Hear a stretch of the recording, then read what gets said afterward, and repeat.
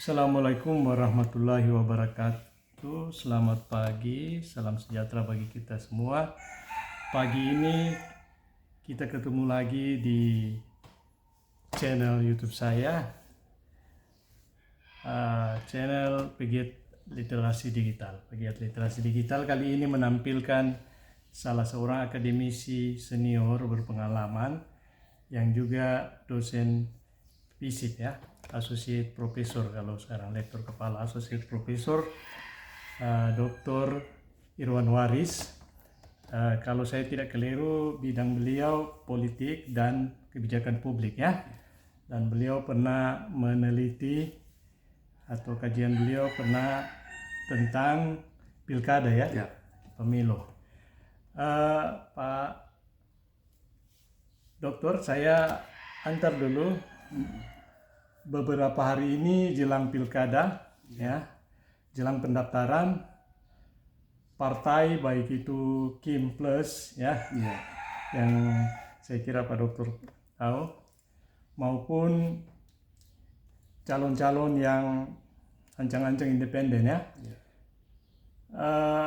Semua konsentrasinya terfokus pada hal yang terkait dengan rancangan undang-undang pilkada yang dibatalkan, kemudian keluarnya putusan MK, Mahkamah Konstitusi yang diadopsi oleh DPR, DPR mengakomodir, ya, juga melalui Perpu, KPU, Perpu KPU, dan akhirnya itu yang digunakan.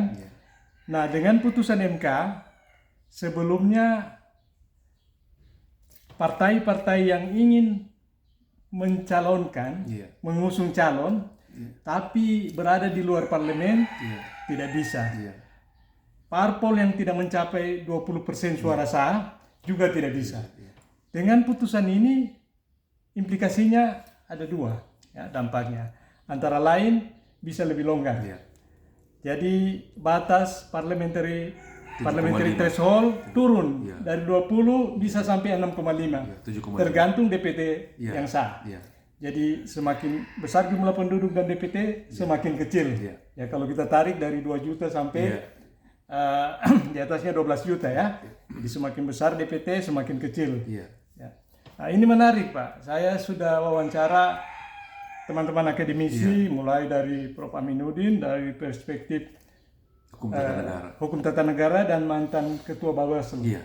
Saya juga sudah berbicara, bincang-bincang, diskusi dengan Pak Dr. Sarhan Raden, mantan Ketua KPU De Sulteng, dari perspektif hukum juga dan pengalaman beliau sebagai mantan Ketua dan Komisioner. Sekarang yang akademisi murni, pengamat, sahabat saya Pak Dr. Irwan Waris, Associate Professor dari FISIP, ya, dari program studi administrasi ya, ilmu pemerintahan. Ini sangat pas sekali. Saya ingin Pak Dokter komentari, kira-kira apa pandangan Pak Dokter dengan? Terima kasih Pak Motar atas waktunya kita berbincang-bincang. Dengan keluarnya keputusan Mahkamah Konstitusi beberapa hari yang lalu membuat peta kontestasi pilkada Sulawesi Tengah dan saya kira daerah-daerah lainnya di Indonesia ini menjadi longgar, peta menjadi berubah. Kalau tadinya ada di beberapa tempat ada upaya untuk memborong partai, kartel sehingga ada pasangan calon yang sebetulnya sangat potensial untuk juga ikut berkontestasi menjadi kehilangan kesempatan atau berpotensi kehilangan kesempatan. Lalu Mahkamah Konstitusi kelihatannya membaca kemungkinan ini. Lalu Mahkamah Konstitusi bersidang menurunkan parliamentary threshold hasilnya dari 20% menjadi 7,5, bahkan diberi kesempatan partai-partai non-SIP untuk mereka bergabung atau berkoalisi untuk mencukupkan parliamentary threshold 7,5. Saya potong dulu sedikit.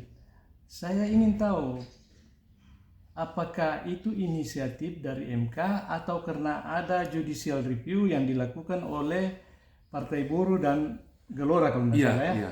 Atau dan tekanan dari masyarakat yang menginginkan lebih longgar lagi, tidak ada batasan. Saya kira judicial review ya dari Partai Buruh dan Partai Gelora, tetapi saya kira juga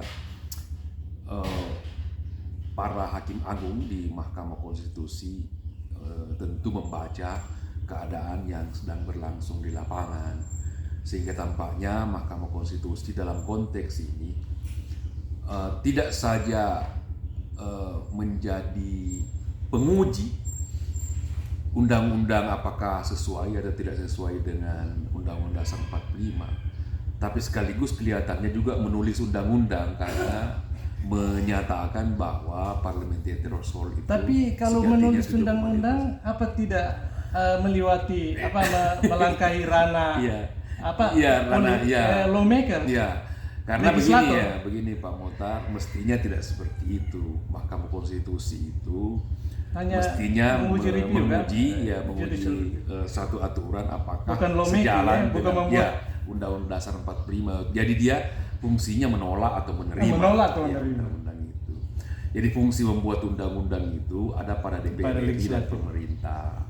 Saya kira Mahkamah Konstitusi areanya ada pada area yudikatif ya bukan pada area legislatif. Tapi sudahlah ya, karena itu sudah berlangsung, cuma mungkin di waktu-waktu mendatang ya perlu juga Mahkamah Konstitusi memandang dirinya sehingga melaksanakan perannya sesuai yang diatur di dalam Undang-Undang Dasar 45 itu sendiri. Karena kalau ini juga akan saya kira menimbulkan, tapi yang kita persoalkan pagi ini adalah dengan adanya keputusan itu harus dilaksanakan Pak. Harus dilaksanakan.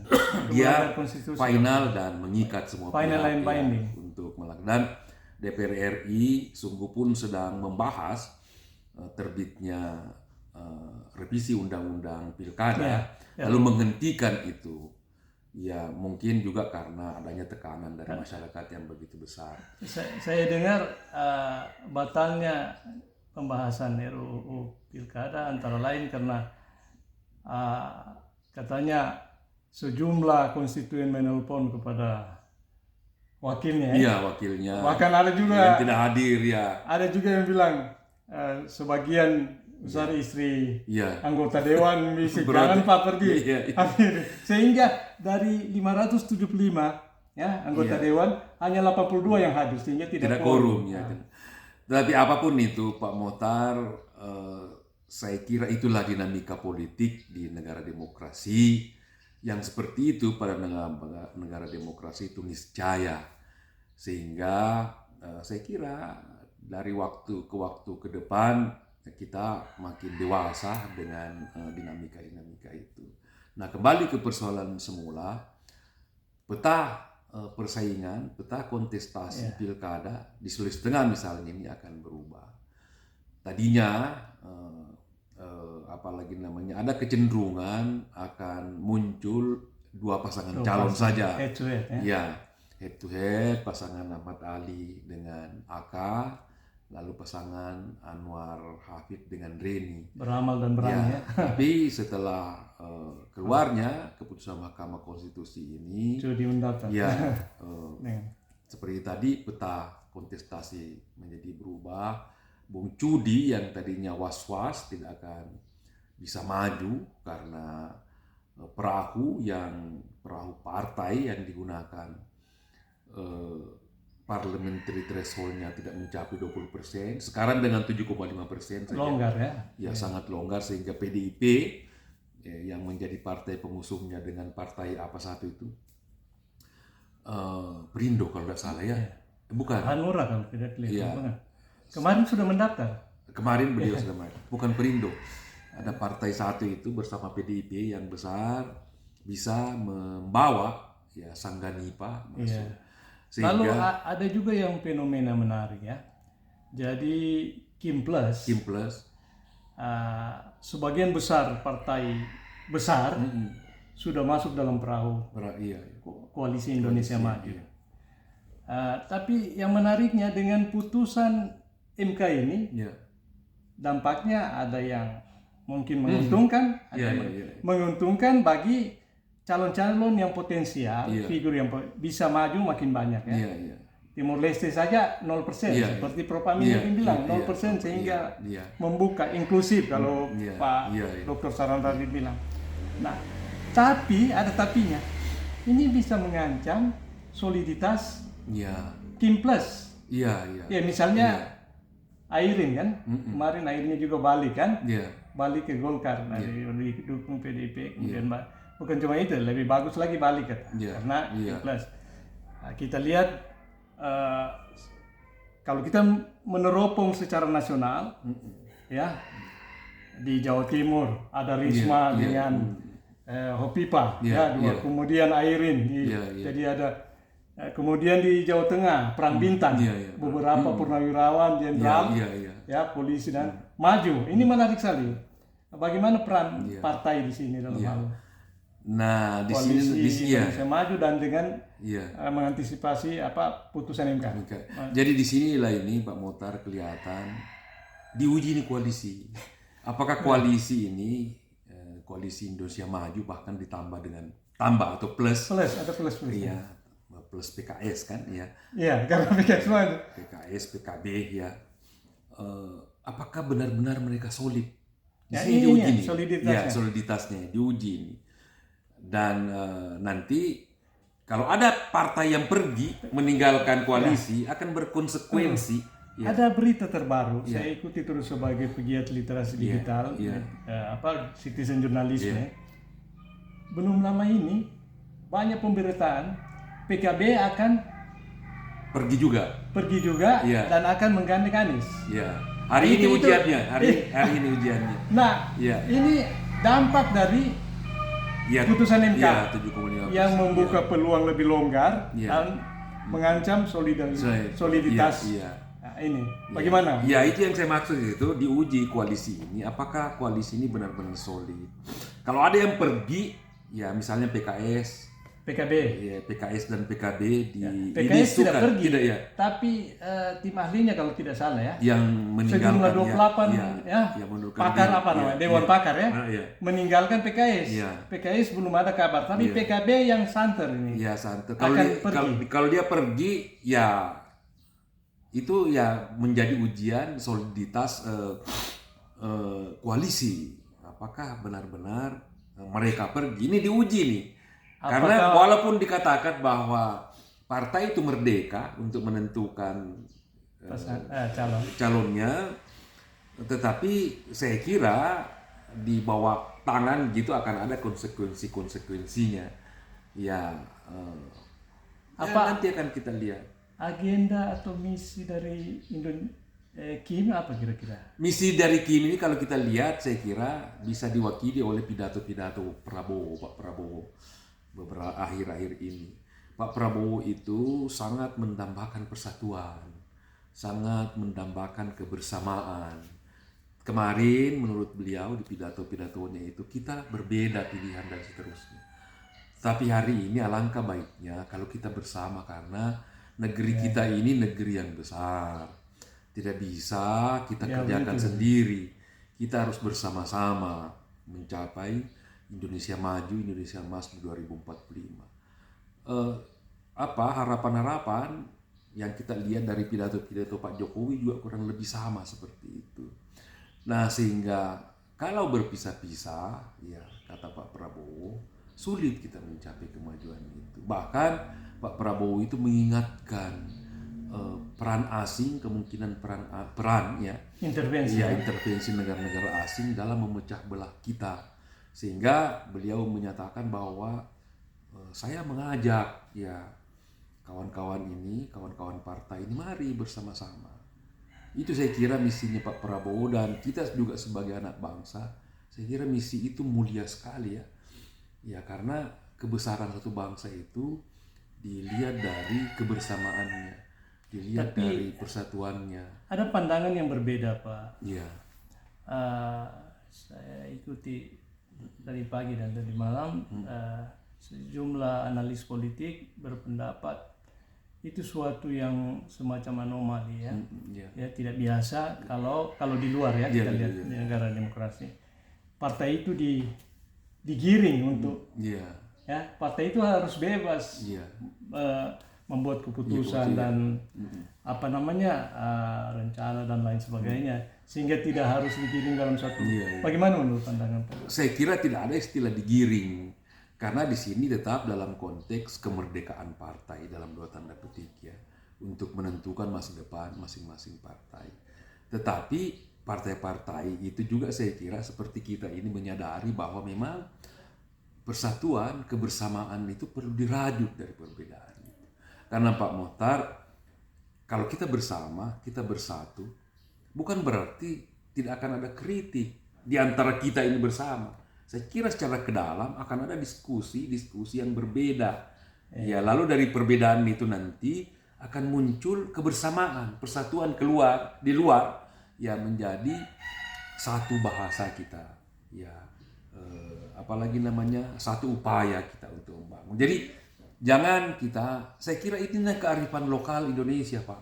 Ya, sila ketiga persatuan Indonesia. Persatuan itu ada karena ada perbedaan. Ya, jadi kalau kita bersama dan bukan perbedaan itu adalah rahmat. Ya, dalam konteks Islam. Dalam kita bersama itu, di dalamnya silakan ada perbedaan. Silakan. Di situ ada diskusi, di situ ada debat mungkin dan seterusnya. Tapi dari diskusi, dari debat itu melahirkan sintesa kan? Ya, melahirkan pikiran-pikiran baru. Tesis yang mewakili kebersamaan itu. Nah, ini yang kita tidak kurang melihat di akhir-akhir ini, paling tidak 10 tahun terakhir ini perasaan saya. Orang itu berteriak yang penting berbeda. Ya, tapi tidak ada upaya menyatukan hal-hal yang bagus itu bahkan dinafikan. Baru kali ini kita lihat banyak orang berbicara, doa-doa berbicara, misalnya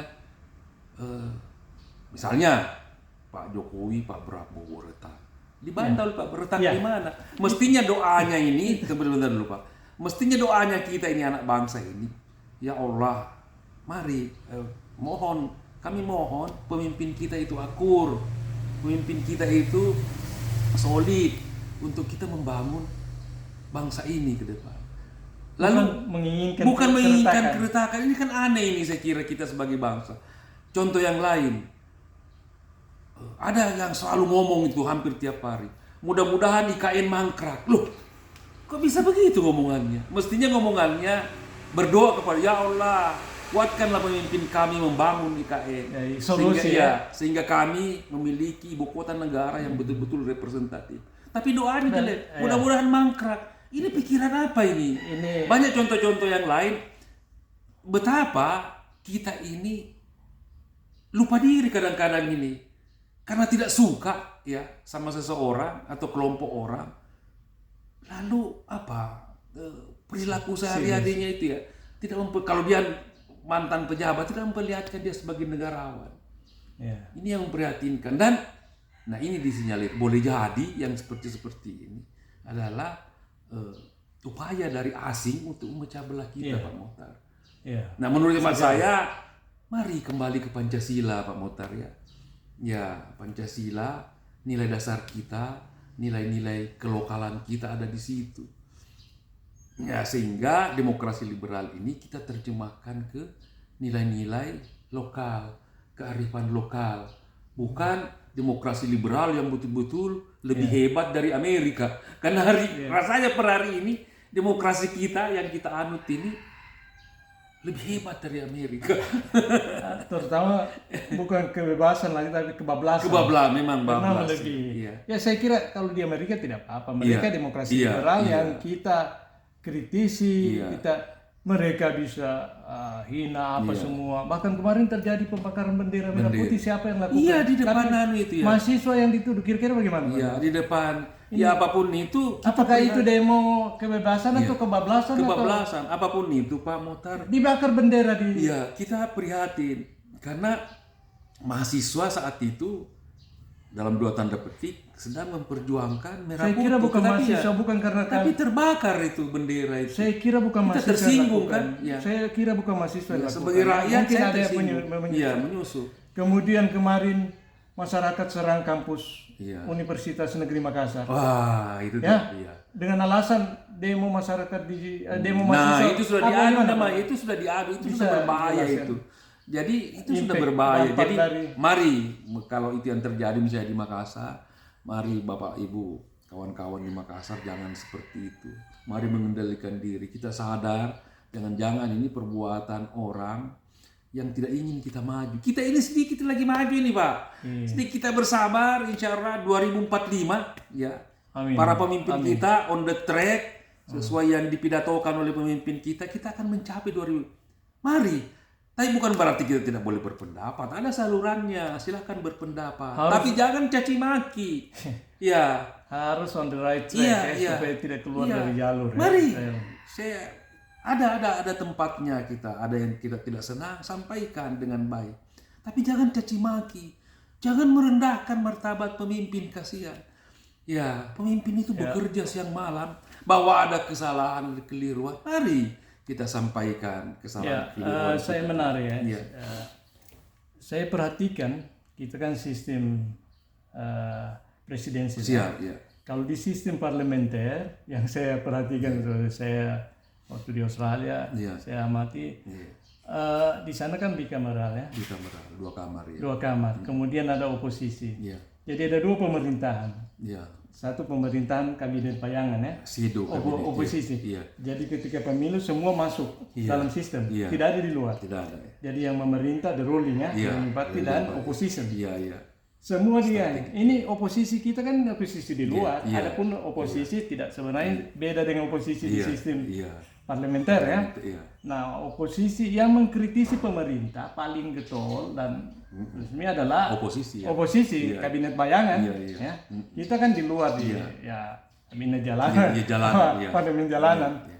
Ya, mereka kalau di pusat ada menteri, di Iya. mereka juga Ada punya menteri, menteri shadow kabinet, kabinet, shadow shadow kabinet. kabinet. Di provinsi juga ada kepala dinas, Iya, kepala ada dinas. juga. Jadi 2 digaji, semua digaji. Iya. Jadi setelah pemilu tidak ada keluar dari Iya. sistem. Semua masuk dalam Iya, sistem iya, sehingga tidak ada yang sakit hati. Iya, iya. Ya, saya kira itu kajian teori. Saya Iya. bidang saya Iya. sosiolinguistik, Iya. sosiologi bahasa. Iya. Walaupun saya lama tinggal di negara demokrasi dan belajar di sana. Bagaimana Pak? Ya, kalau kita kan sistem presidensial ini Pak Mota berbeda sekali dengan sistem parlemen. 2 kamar ya. Hanya saja sistem presidensial kita ini baunya bau parlementer. Kenapa? Partai banyak sekali, Pak. Partai banyak. Ya, partai banyak sekali itu memang cirinya parlementer. Sehingga apa yang terjadi di kita sekarang ini? Di kita sekarang ini selalu riuh. Setiap habis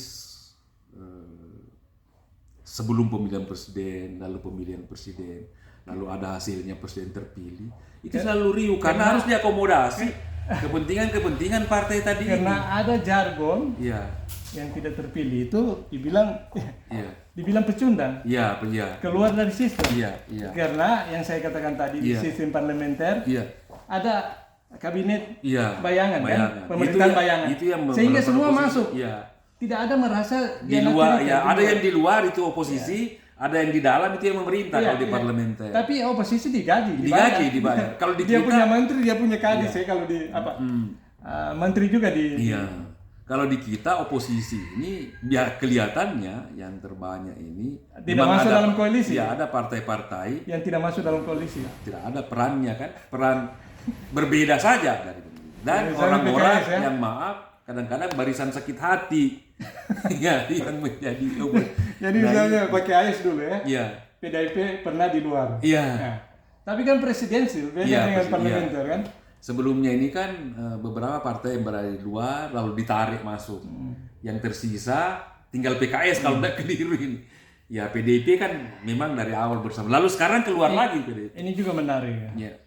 Jadi di seluruh dunia, baik itu para presiden. Saya lanjut dulu sedikit ini sistem presidensial, Pak. Iya, teorinya. Jadi sistem presidensial itu idealnya partainya multi partai tapi tidak banyak. Iya. Seperti di Amerika cuma 2 kan, Demokrat, Republik. Jadi pada kontestasi kelihatan kalau Demokrat menang maka Republik yang menjadi oposisi. Ya itu. Sebaliknya juga begitu, ya. Ya sebaliknya begitu. Sehingga presiden itu tidak pusing.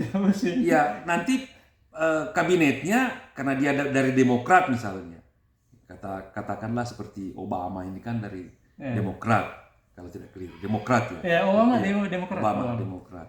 Begitu saat dia terpilih, apalagi namanya menteri-menterinya itu menteri-menteri profesional ya tentu sebagian dari politisi-politisi dari Demokrat. Ya seperti itu. Jadi presiden itu betul-betul prerogatifnya tidak dibebani.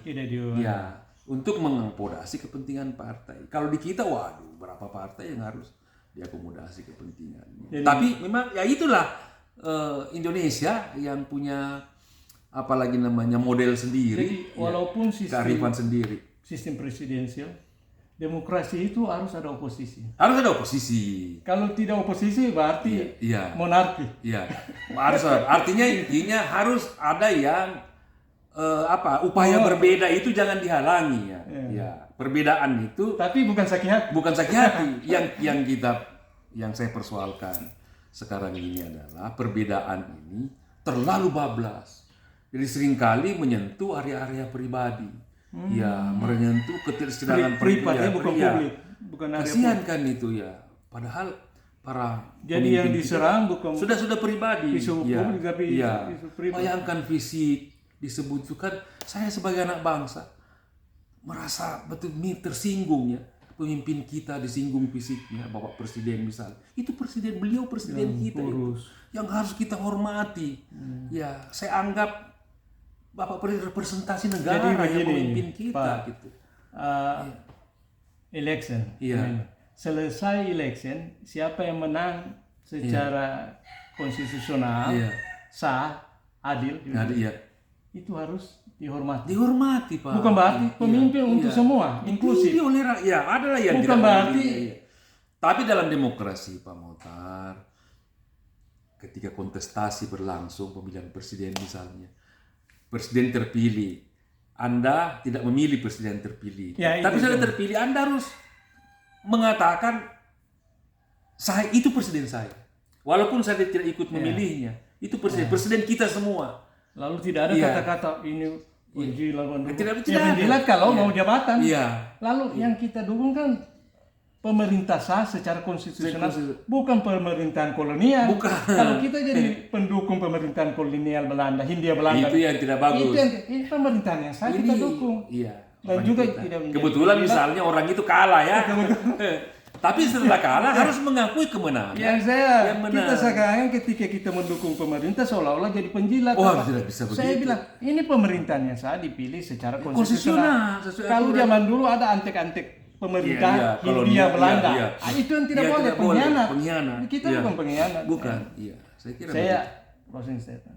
Bagaimana dengan saya kira semua berhak untuk bersuara. Perbedaan ide, perbedaan ini dialektika. Enggak, sunnatullah. Bagaimana kalau misalnya ASN atau PNS yang kritis dan mengkritisi pemerintah, apa kira-kira bagaimana? Saya kira menurut saya silakan ASN itu kritis, silakan. Saya kira di pemerintah juga menunggu, karena kritik itu dalam negara demokrasi energi, menjadi energi untuk keberlangsungan sistem politik. Tidak akan ada kebaikan tanpa kritik. Karena ada kan dialektika, tesa, antitesa, sintesa. Nah, tetapi Pak Mokhtar, ada salurannya. Seperti? Ada salurannya, misalnya sampaikan. Misalnya kita mengkritik pemerintah, sampaikan.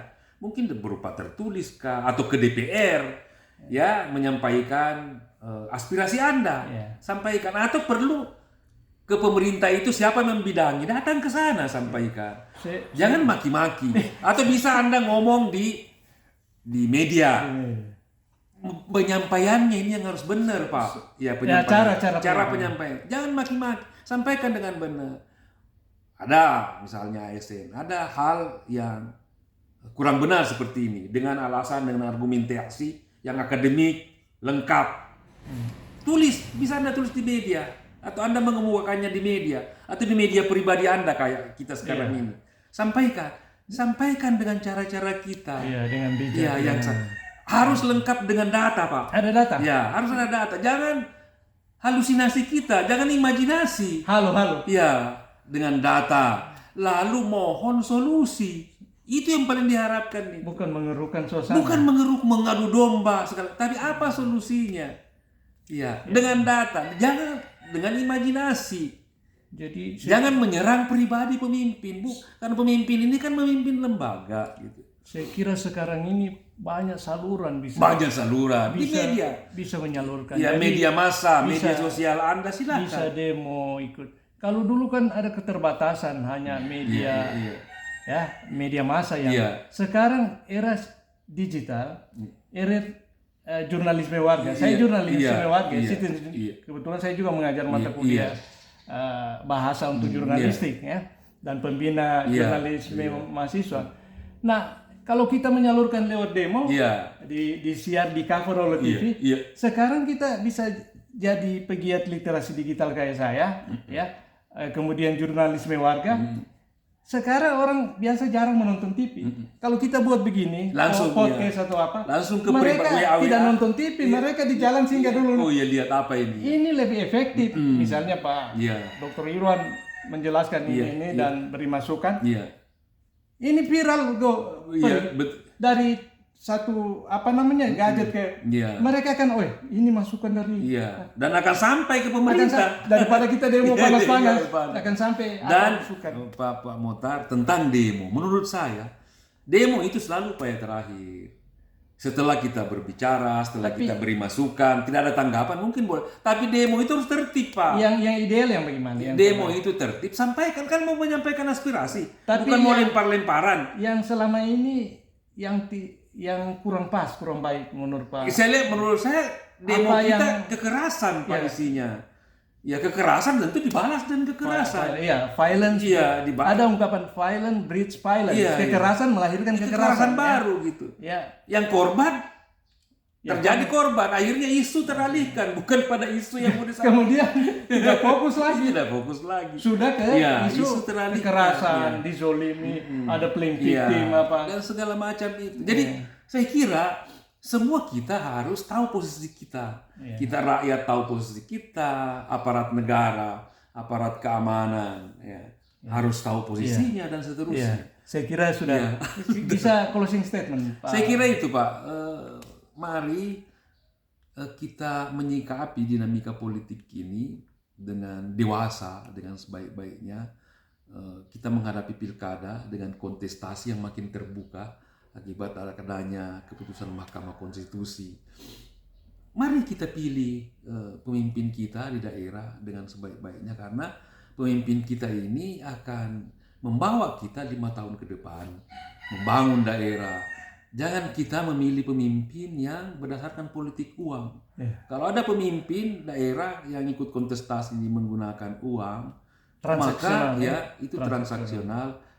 Saya yakin 5 tahun ke depan dia tidak akan sungguh-sungguh bekerja, membangun, membawa kita ke kesejahteraan. Yang pasti dia pikirkan adalah bagaimana mengembalikan uang, return invest, yang kembali modal, dia berikan kepada kita. Saya kira kita sudah berapa puluh tahun ini bereformasi, kualitas demokrasi kita harus membaik dari waktu ke waktu, bukan memburuk. Saya kira begitu, Pak. Terima kasih Pak Irwan, Pak Dr. Irwan. Demikian bincang-bincang dengan akademisi UNTAD dari Fakultas Ilmu Sosial Politik, program studi pemerintahan. Saya sangat terinspirasi dan termotivasi dan sangat mencerahkan. Demikian, tolong jangan lupa subscribe dan like ini channel supaya channel YouTube saya bisa berjalan dengan baik untuk pencerahan kepada masyarakat terkait pemerintahan, politik, dan parpol. Demikian, Assalamualaikum warahmatullahi wabarakatuh dan selamat pagi. Have a nice day.